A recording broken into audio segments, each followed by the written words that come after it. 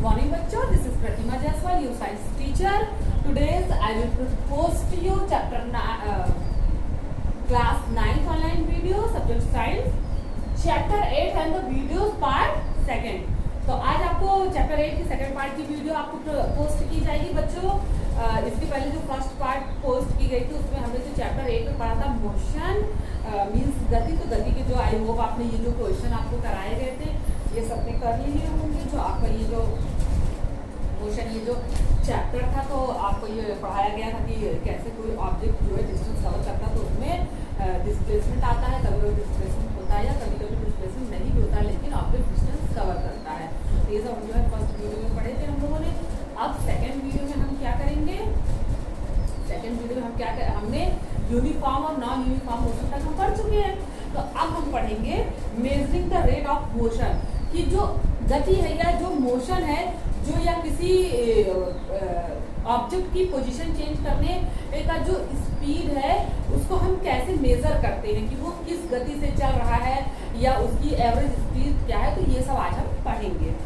तो बच्चों जैसे आपको ये देखिए यहाँ पर एक फिगर है, इसमें देखिए एक गाड़ी जा रही है।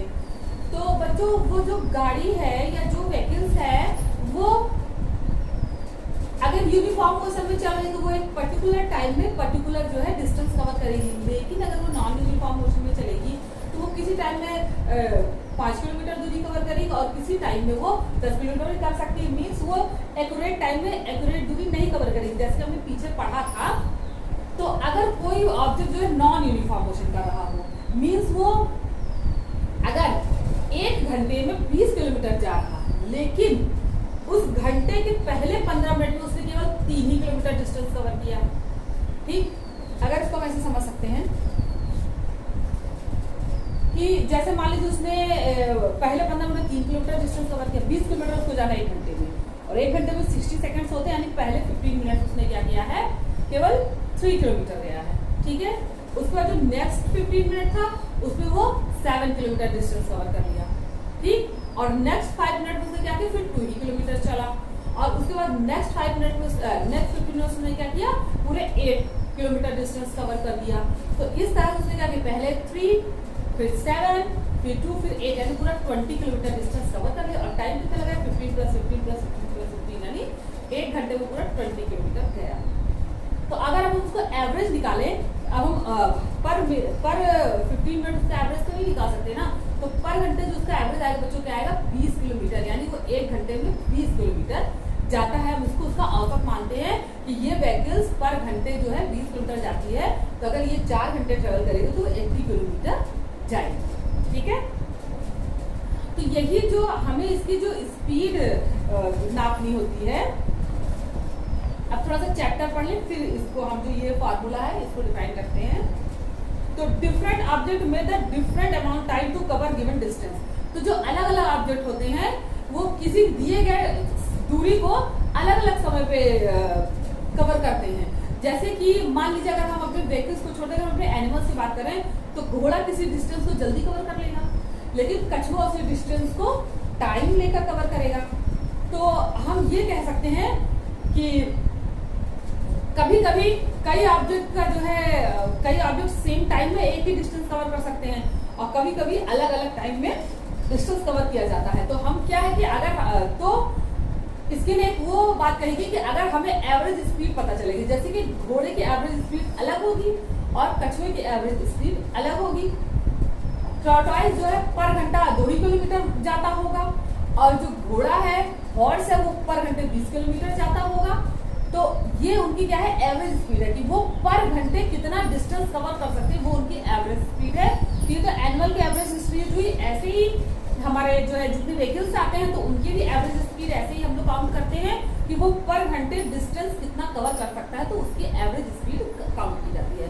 तो किसी भी व्हीकल्स की हो, ह्यूमंस की हो, किसी भी ऑब्जेक्ट की हो, मीन्स कोई भी लिविंग या नॉन लिविंग कोई भी ऑब्जेक्ट है, तो उनकी एवरेज स्पीड हम कैसे निकालते हैं, उनकी एवरेज स्पीड निकालने के लिए टोटल डिस्टेंस ट्रेवल, उस ऑब्जेक्ट में जितना डिस्टेंस टोटल ट्रेवल किया है उस डिस्टेंस को हम जितना टाइम उसने लिया है उससे डिवाइड कर देंगे। तो जब हम इसको इसे डिवाइड कर देंगे तो उसकी एवरेज स्पीड आ जाएगी। जैसे कि मान लीजिए फिलहाल पहले इसको समझते हैं। या मान लीजिए जैसे कि मान लीजिए कोई ऑब्जेक्ट है वो 80 किलोमीटर जा रही है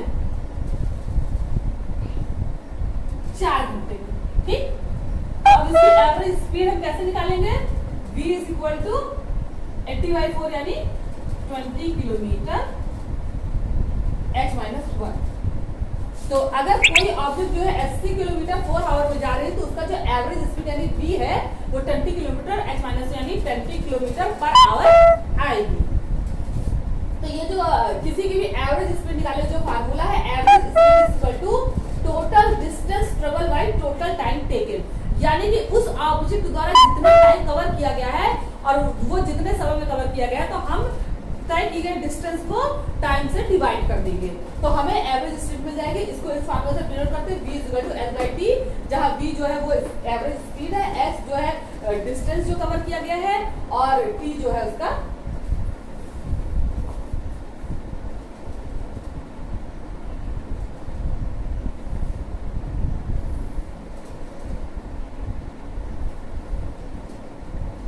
तो ठीक है। तो ये उसके बाद इसका जो SI यूनिट है उसको हम मीटर पर सेकंड में काउंट करते हैं, मतलब कि प्रति सेकंड कितने मीटर चला है, या इसको हम मीटर s-1 भी लिख सकते हैं और या फिर किलोमीटर पर इन द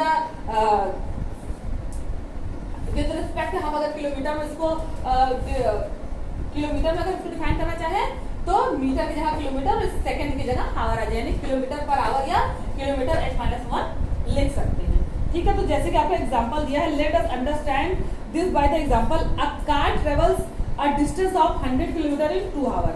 ये वही जैसे हमने यहाँ पर एग्जांपल दिया वैसे है कि एक कार जो है 100 किलोमीटर 2 घंटे में जाती है तो उसकी एवरेज स्पीड क्या होगी बच्चों? अगर 100 किलोमीटर 2 घंटे में गई तो उसकी एवरेज स्पीड 50 किलोमीटर 1 आवर होगी, यानी उसकी एवरेज स्पीड 50 किलोमीटर h-1 या 15 किलोमीटर पर आवर उसकी एवरेज स्पीड हुई, ठीक है। अभी नीचे जो आपका एग्जांपल दिया है हम इसे करेंगे, ठीक है बच्चों। तो बच्चों जैसे कि एक ऑब्जेक्ट है जो 16 किलोमीटर जो है वो 4 सेकंड में 16 मीटर 4 सेकंड में चलता है, एक ऑब्जेक्ट जो है वो 16 मीटर 4 सेकंड में चलता है। फिर वही ऑब्जेक्ट जैसे कि हमारा जो क्वेश्चन है यहाँ पर, an object travel 16 metre in 4 second and then other 16 metre in 2 second. तो ये ऑब्जेक्ट जो है ये पहले 16 मीटर जो है वो 4 सेकंड में कवर करता है और जो दूसरा फिर 16 मीटर चलता है वो क्या करता है 2 सेकंड में कवर करता है। तो what is the average speed of the object?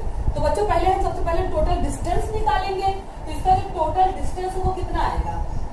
Total distance जो होगा वो 16 metre plus 16 metre is equal to 32 metre. फिर जो टोटल टाइम में टेक किया है इसने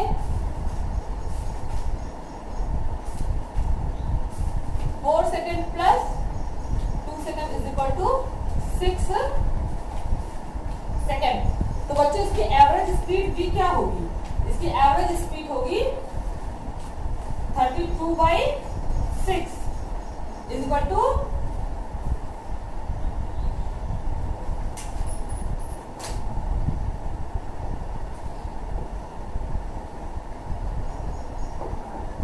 ठीक है। तो इसकी जो एवरेज स्पीड होगी काउंट करने पर 5.33 मीटर सेकेंड माइनस 1 या 5.33 मीटर पर सेकेंड, ठीक है बच्चों। तो किसी भी ऑब्जेक्ट अगर हमें एवरेज स्पीड निकालना है तो हम क्या करेंगे? टोटल जो है टाइम, टोटल जो डिस्टेंस कवर करेगा उसको हम टोटल टाइम जो है डिवाइड कर देंगे तो हमारा उसका उस ऑब्जेक्ट का एवरेज स्पीड आ जाएगा। अब हम क्या करेंगे? Speed with direction. अब हम इसको जो है स्पीड विद डायरेक्शन या हम डायरेक्शन के अकॉर्डिंग जो है हम इसको पढ़ेंगे, ठीक है बच्चों। तो जैसे the rate of motion of an object can be more comprehensively if we specify it direction of motion along with its speed, ठीक है। तो इसका मतलब है जब एक निश्चित डायरेक्शन में जब हम स्पीड को मेजर करते हैं तो उसे हम क्या कहते हैं? उसे हम वेलोसिटी कहते हैं। जैसे कि अभी हमने पीछे एवरेज स्पीड निकाली, तो एवरेज स्पीड मतलब कि गति, वो किस गति से कोई भी ऑब्जेक्ट किस गति से डिस्टेंस को कवर कर रहा है। और जब हम स्पीड की डायरेक्शन, अगर हम उसके डायरेक्शन को या उसके जो डिस्टेंस को एक दिशा के अकॉर्डिंग काउंट करें या दिशा के अकॉर्डिंग मेजर करें, तो उसे हम वेलोसिटी कहते हैं, वेग कहते हैं। आप इसे ऐसे समझ सकते हैं बच्चों, जैसे कि अगर कोई ऑब्जेक्ट 1 घंटे में 20 किलोमीटर चला तो उसकी एवरेज स्पीड जो है 20 किलोमीटर पर आवर एवरेज स्पीड होगी। हमें एकदम अच्छे से समझ में आता है, ठीक। अब अगर हमें उसकी वेलोसिटी निकालनी हो, तो मान लीजिए कोई एक ऑब्जेक्ट है, एक बच्चा, उसका घर जो है वो यहां उसका हाउस है, ठीक। वो इस पॉइंट से सीधे चलता है अपने स्कूल को, जो कि 4 किलोमीटर का डिस्टेंस है, ठीक, 4 किलोमीटर। उसके बाद वो 3 किलोमीटर के डिस्टेंस पे मंदिर जाता है, यानी कि टेम्पल जाता है, फिर वापस जो है वो घर आ जाता है, ठीक। तो अगर हमें इसके एवरेज स्पीड निकालने होगी तो हम क्या करेंगे, इसके द्वारा तय की गई डिस्टेंस को टाइम से डिवाइड कर देंगे, हमें इसकी एवरेज स्पीड पता चल जाएगी। लेकिन जब स्पीड विद डायरेक्शन, अब क्या है इसमें जो हमारी स्पीड है, ये जो उसकी वेग है या गति है, उसमें क्या उसने डायरेक्शन चेंज किया, तो उसकी वेलोसिटी जो है डिस्टेंस के अकॉर्डिंग नहीं आ सकती, क्योंकि उसने जितना डिस्टेंस कवर किया है उसका विस्थापन यानी वेलोसिटी उसकी उतनी नहीं है। तो अगर वो पहले घर से स्कूल गया, फिर मंदिर गया, मंदिर से वापस घर गया, तो उसका विस्थापन कितना है, सॉरी वो स्कूल से घर से स्कूल गया, स्कूल से केवल मंदिर गया है, तब इसका विस्थापन कितना है, इसका विस्थापन तो ये दूरी होगी ना, तो ये दूरी हमें निकालनी है। तो विस्थापन निकालने के लिए हम इसको पाइथागोरस प्रमेय आपने पहले पढ़ा है, 7th 8th में आपने मैथ में पढ़ा होगा कि जो भी कोई ट्रायंगल होता है तो उसका जो ये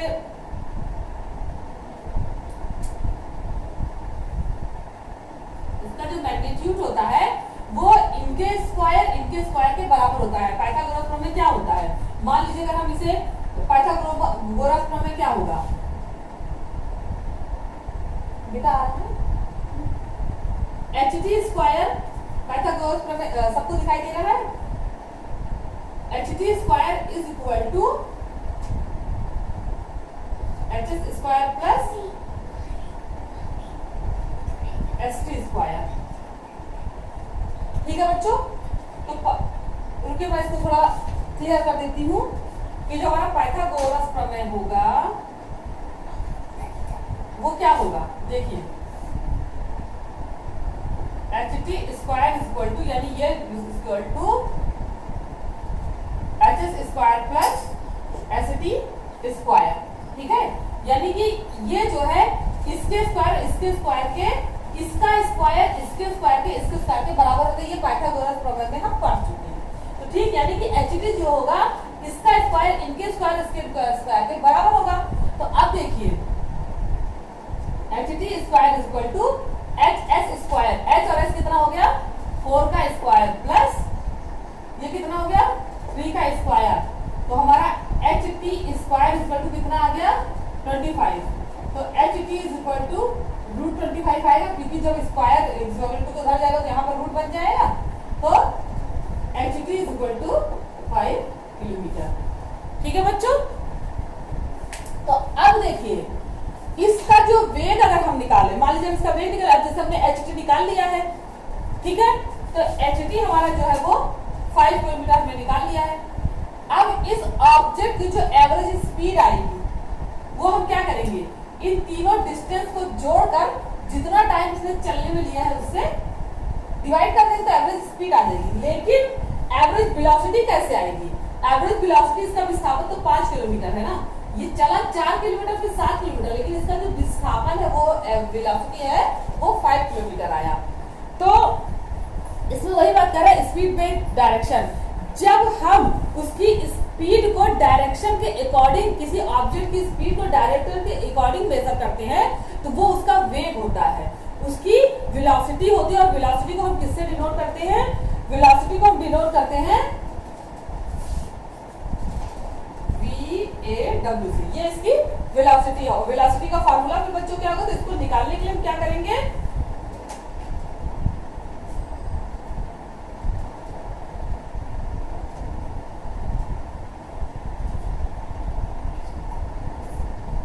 average velocity is equal to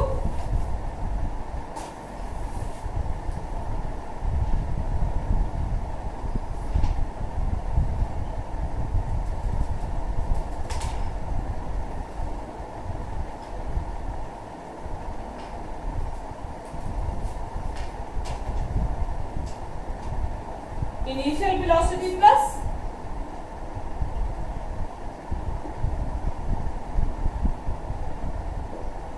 final velocity by 2। तो इसका जो विस्थापन है वो हमारा इनिशियल वेलोसिटी और फाइनल वेलोसिटी को 2 से डिवाइड कर देंगे, ठीक है।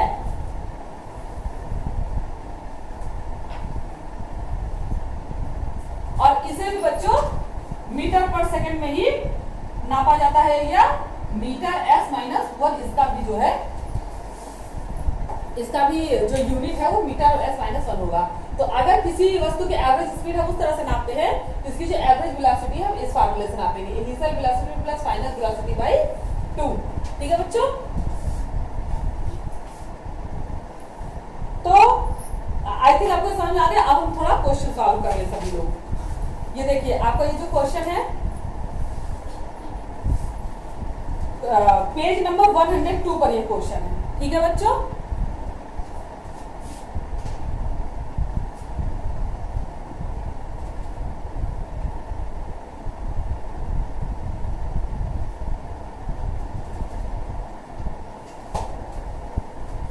पेज नंबर 102 पे जो क्वेश्चन है, disguise between speed and velocity. तो बच्चों अभी भी हमने वो किया कि स्पीड जो होगी किसी वस्तु की गति को कहेंगे कि वो पर समय में कितना डिस्टेंस कवर करता है। मींस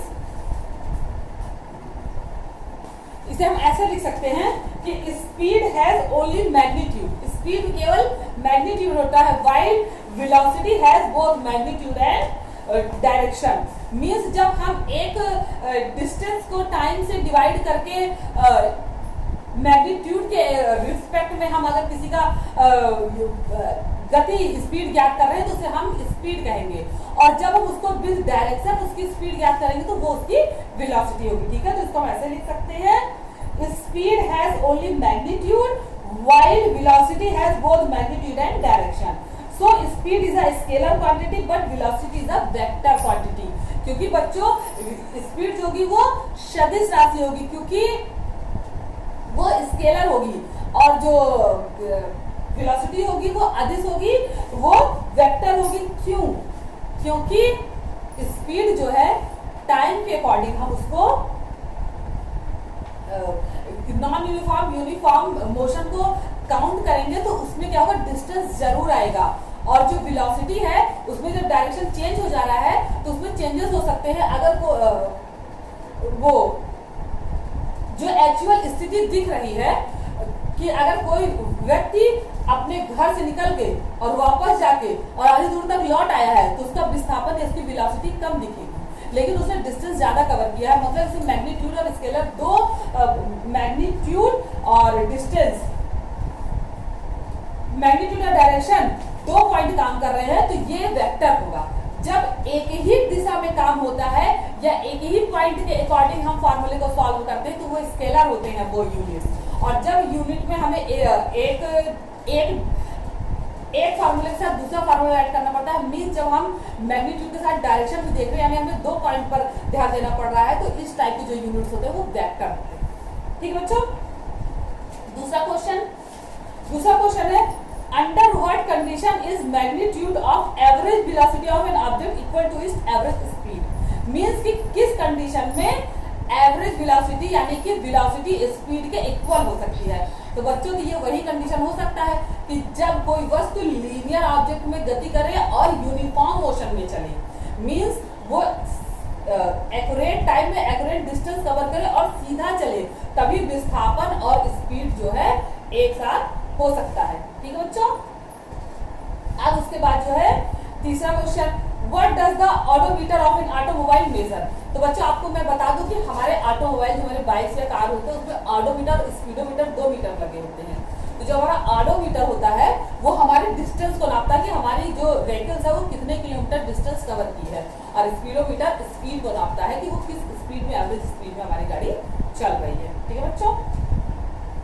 उसके बाद fourth, what does the path of an object looks like when it is in uniform motion. तो अगर कोई ऑब्जेक्ट यूनिफॉर्म मोशन कर रहा है तो उसका पाथ कैसा होगा, तो उसका पाथ स्ट्रेट लाइन होगी बच्चों। स्ट्रेट लाइन होगी तभी तो यूनिफॉर्म मोशन करेगा। अगर वो घूम घूम के या किसी अलग तरह का मोशन कर रहा है तो यूनिफॉर्म मोशन नहीं कर सकता।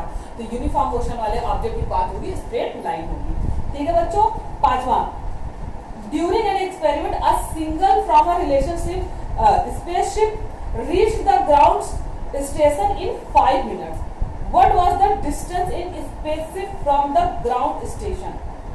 The singles travel at speed of light, that is 3 into 10 to the power 8 meter per second. तो बच्चों देखो यहाँ पर हम लोगों को क्या दिया है, एक स्पेसशिप से उसके स्टेशन तक जो है During an experiment, a signal from a spaceship reached the ground station in 5 minutes. तो एक स्पेसशिप से जो सिग्नल है वो 5 मिनट पे ग्राउंड स्टेशन पे पहुंचता है, यानी उसको टाइम कितना लग रहा है, 5 मिनट। ठीक। और उसकी एवरेज स्पीड क्या दी हुई है, 3 into 10 to the power 8 minus second minus metre second minus 1, यानी 10 to the power 3 into 10 to the power 8 metre पर सेकेंड, यानी वो प्रति सेकेंड जो है 3 into 10 to the power 8 metre चल रहा है। ठीक। तो उसका क्या करना है, हमको डिस्टेंस निकालना है। What is the distance. तो बच्चा हमारे पास फार्मूला है ना, average speed v is equal to s by t. ये फार्मूला हमारे पास है। अब हमारे पास क्या है, एवरेज स्पीड है, टाइम, हमें सिर्फ निकालना है क्या, डिस्टेंस नहीं। हमारे पास अभी पहले फार्मूला जो हमने पढ़ा था ये,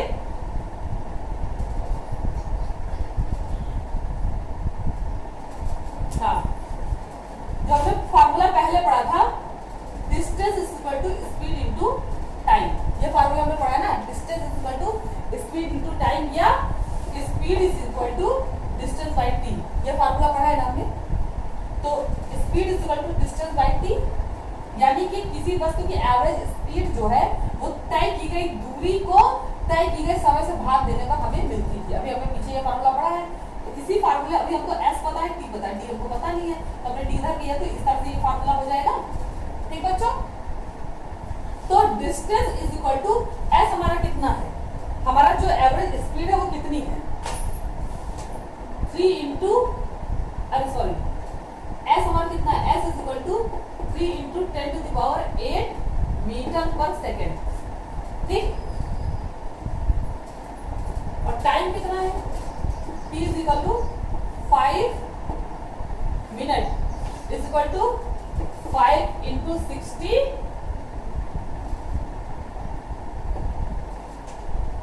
300 सेकेंड, यानी कि 300 सेकेंड। ठीक है बच्चों। तो अब हमें अगर डिस्टेंस निकालना है तो d is equal to 3 into 10 to the power 8 into 300 is equal to 900 into 10 to the power 8 metre पर सेकेंड, या 9.00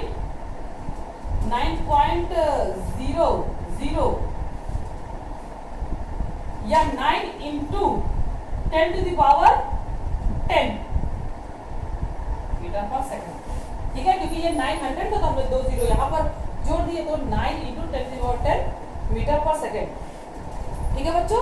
तो आपको ये सवाल समझ में आया कि अगर किसी ऑब्जेक्ट का हमें डिस्टेंस निकालना है और उसकी स्पीड और टाइम दी गई है तो हम उसको इस फार्मूले से निकाल सकते हैं। पांचवा क्वेश्चन सभी लोग कर लेंगे। ठीक है, तो हम नेक्स्ट पढ़ेंगे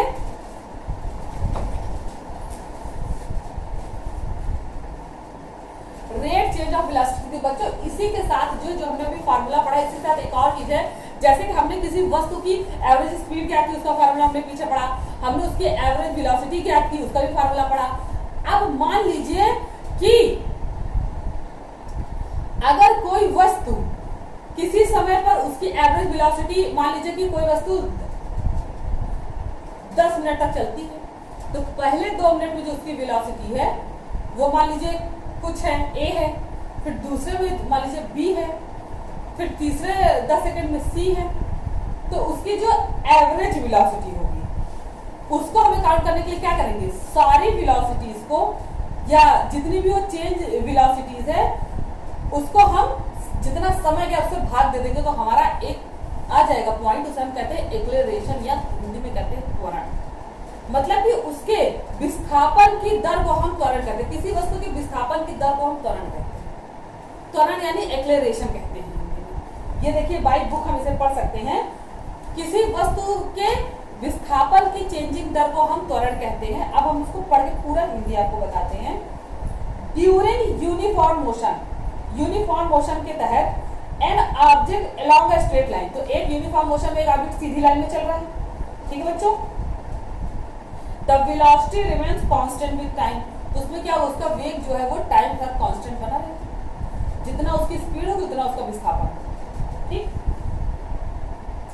the change in velocity of the object for any time interval is 0, however is non uniform motion, लेकिन जब नॉन यूनिफॉर्म मोशन हो, जब वस्तु स्ट्रेट लाइन में नहीं चल रही है, तब क्या होगा, तो उसके डिफरेंट पाथ्स पे क्या होगा, उसका जो वेग है वो चेंज होगा। अगर मान लीजिए वो कभी तेज सीधे चल रही है, फिर वो मुड़ के दाएं ओर चली गई, फिर पीछे की ओर चली, फिर साउथ को जा रही है, फिर नॉर्थ को जा रही है, तो उसका हर समय उसका क्या है, वेलोसिटी चेंज होता है, ठीक है,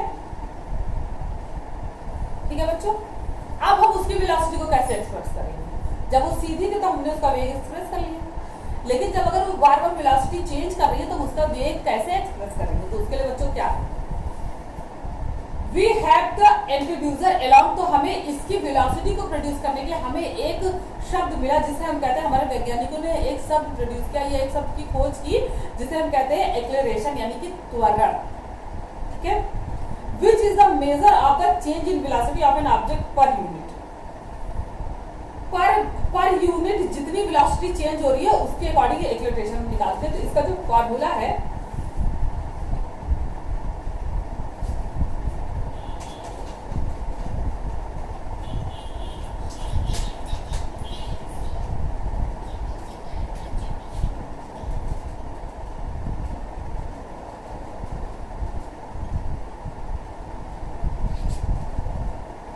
acceleration is equal to change in velocity by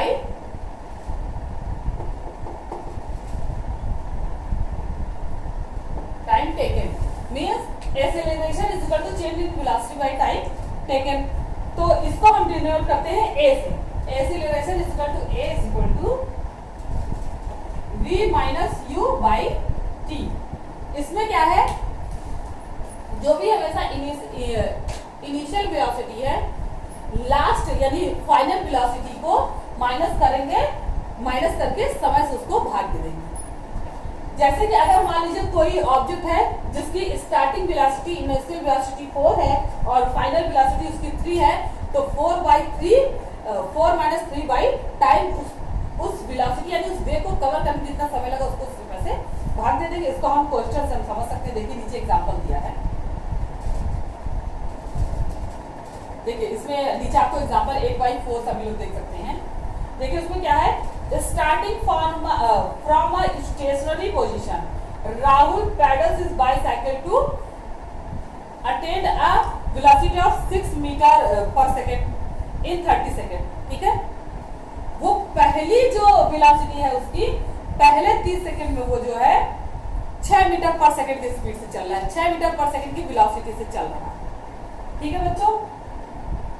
Then he applied brakes such the velocity of bicycle comes down 4 meter per second in the next 5 second, ठीक है। तो जैसे कि राहुल की जो v थी यानी कि इनिशियल वेलोसिटी वो थी 6 मीटर पर सेकेंड, कितने समय में 30 सेकेंड, यानी 30 सेकेंड में वो 6 मीटर पर सेकेंड की वेग से चल रहा था, ठीक है। और दूसरी u क्या थी,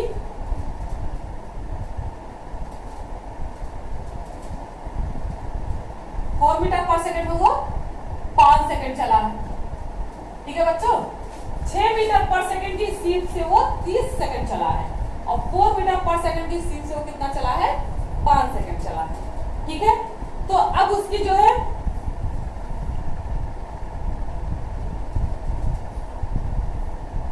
तो पहले केस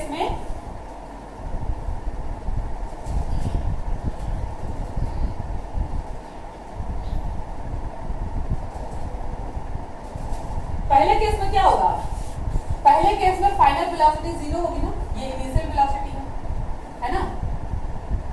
पहले केस में, फर्स्ट केस है ना बच्चों, फर्स्ट केस में जब 6 मीटर पर सेकंड 30 सेकंड चला तो इसकी जो u है ये 0 है, तो इसका जो त्वरण आएगा वो कितना आएगा, a is equal to 6 metre पर सेकंड माइनस 0 मीटर पर सेकंड बाई 30 सेकंड। ठीक,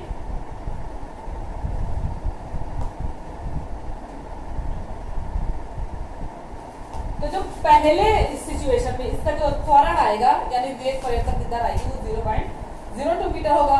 इसी तरह जब दूसरा केस में क्या होगा कि जो उसका t है, टाइम है वो 5 सेकंड है। ये तो फर्स्ट हाफ हो गया, अब सेकंड हाफ में क्या करेंगे, a इज इक्वल टू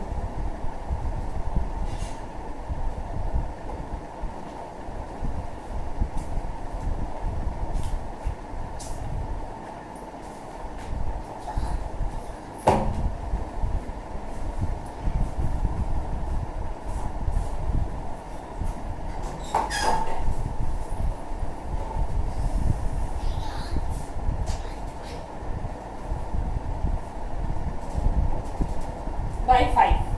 ठीक है, तो अब इसका जो त्वरण आएगा वो आएगा माइनस 0.4 मीटर माइनस 1। ठीक है बच्चों, तो इस ऑब्जेक्ट का जो फाइनल एक्सेलरेशन आया है वो माइनस 0.4 ms1 इस फार्मूले को सॉल्व करने से। तो इसमें क्या है, वेग जो है समय के साथ जो वेग परिवर्तन हो रहा था तो उसकी वजह से इसको जो वेग परिवर्तन की दर यानी त्वरण जो आया हमारा वो माइनस 0.4 ms1 आ गया है। ठीक है, तो ये बुक में आप किस तरह से समझ सकते हैं। ठीक है, जिसको यहाँ समझ में आ गया वो ठीक है, नहीं समझ में आया है तो आप हमें दोबारा कांटेक्ट कर सकते हैं या आप इसको यहाँ से समझ सकते हैं। कहने का मतलब है कि किसी भी वस्तु के वेग परिवर्तन की दर को हम एक्सीलरेशन कहते हैं यानी उसका त्वरण कहते हैं कि वो जिस स्पीड से वेग परिवर्तन करता है तो उसके फाइनल वेग और इनिशियल वेग और फाइनल वेग के माइनस को हम समय से भाग दे देते हैं तो हमें जो है हमें उसका वेग परिवर्तन की दर यानी कि उसका त्वरण मिल जाता है, एक्सीलरेशन मिल जाता है। ठीक है, तो अब हम इस क्वेश्चन को सॉल्व करेंगे। व्हेन विल यू से body is in a uniform acceleration, non uniform acceleration. हम कब कहते हैं कि बॉडी जो है वो यूनिफॉर्म एक्सीलरेशन यानी यूनिफॉर्म त्वरण में है या नॉन यूनिफॉर्म त्वरण में है।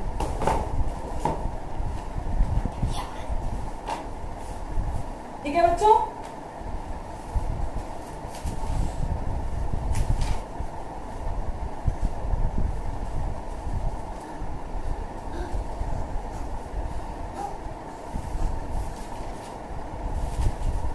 देखिए, a body is steady uniform acceleration when its motion is along a straight line।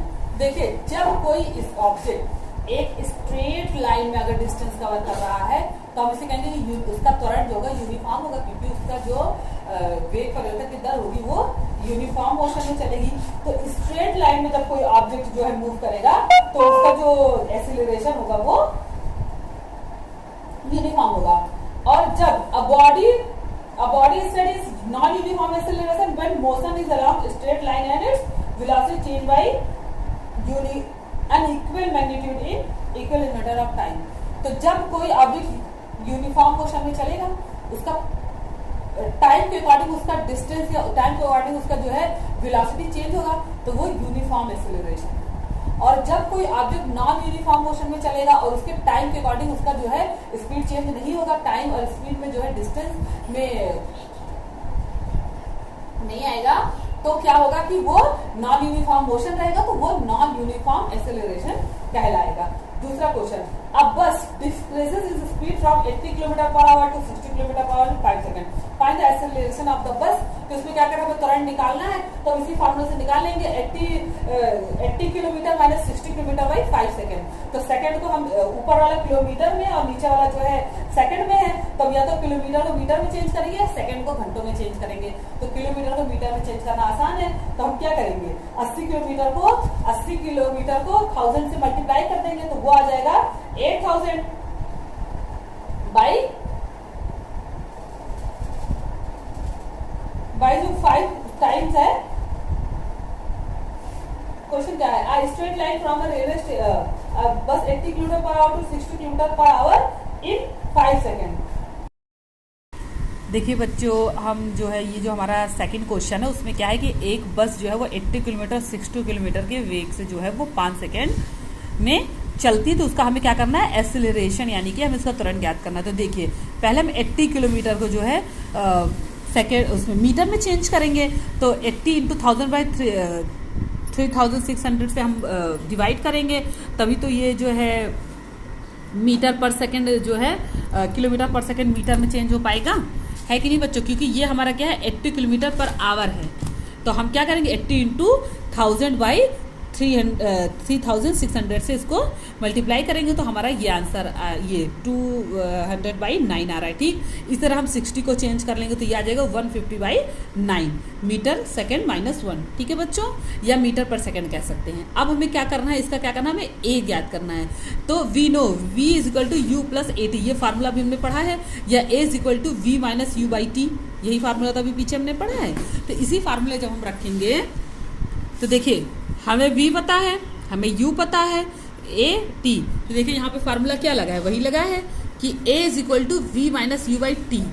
ठीक, तो जो हमारी इनिशियल वेलोसिटी थी उससे हमने क्या किया, 150 बाई 9 माइनस 200 बाई 9 बाई 5, क्योंकि टाइम हमें कितना था 5 सेकेंड। तो ठीक है, तो हमने जब इसको सॉल्व किया तो हमारा है माइनस 50 बाई 9 बाई 5।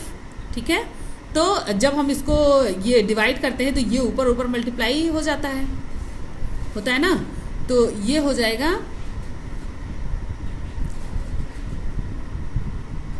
अरे ये इस पे मल्टीप्लाई हो तो ये से डिवाइड हुआ, तो ये हुआ 10 बाई 9 माइनस 10 बाई 9, यानी हमारा माइनस 1 बाई 1 एमएस माइनस 2, या हम इसे कहते हैं therefore acceleration is equal to minus 1.1 m s minus 2, क्योंकि ये माइनस में है तो ये माइनस में, वरना जो हमारा फार्मूला है एक्सेलरेशन का वो मीटर पर स्क्वायर हम मीटर सेकेंड स्क्वायर में हम नापते हैं, तो मीटर पर स्क्वायर में नापते हैं, सॉरी मीटर पर सेकेंड स्क्वायर में नापते हैं। तो जैसे मीटर पर सेकेंड स्क्वायर में नापते थे तो हम मीटर एस माइनस 1 लिखते थे, तो यहाँ पर क्या है कि मीटर एस माइनस 2 लिखेंगे, क्योंकि इसका जो एक्सेलरेशन का जो यूनिट होता है मीटर पर सेकेंड स्क्वायर होता है। तो यहाँ पर ये क्या हो जाएगा, माइनस 1.1 मीटर सेकेंड माइनस 2। ठीक है, अब तीसरा क्वेश्चन कह रहा है train starting from a railway station and moving with uniform acceleration attains a speed 40 kilometre in 10 minutes, find acceleration. तो बच्चों क्या है कि ये तो सीधी सी बात है कि ये जो है एक स्टेशन से स्टार्ट हुई है तो उसका जो इनिशियल एक्सेलरेशन तो 0 ही होगा, तो 40 किलोमीटर वो 10 मिनट में कवर करती है। ठीक है बच्चों, तो अब यहाँ आते हैं, देखिए इनिशियल वेलोसिटी जो है u हमारे पास 0 रही, क्योंकि वो स्टार्ट किया है वहाँ से तो वो 0 है। हमारी फाइनल वेलोसिटी क्या है, 40 किलोमीटर पर आवर। तो अब हम इसको जब मीटर पर सेकंड में चेंज करें तो क्या होगा, 40 इंटू 1000 बाई 3600 से हम इसको मल्टीप्लाई करेंगे तो हमें ये क्या मिलेगा, 100 बाई 9 मीटर पर सेकेंड, या एमएस माइनस 1, इसे हम मीटर पर सेकेंड लिख सकते हैं या एमएस माइनस 1 लिख सकते हैं। ठीक बच्चों, अब टाइम हमारा कितना दिया, 10 मिनट, तो 10 मिनट को जो हम 60 से मल्टीप्लाई करेंगे तो ये 600 सेकंड आ जाएगा। ठीक, अब हमें वी एक्सेलरेशन का फार्मूला हमें यह पता है, v is equal to u plus a t, या a is equal to we minus you by t. Is देखिए a is equal to we minus you by टी इज इक्वल टू 100 बाई 9 माइनस 0 बाई 600, तो ये 0 से घटा तो ये कितना हो गया,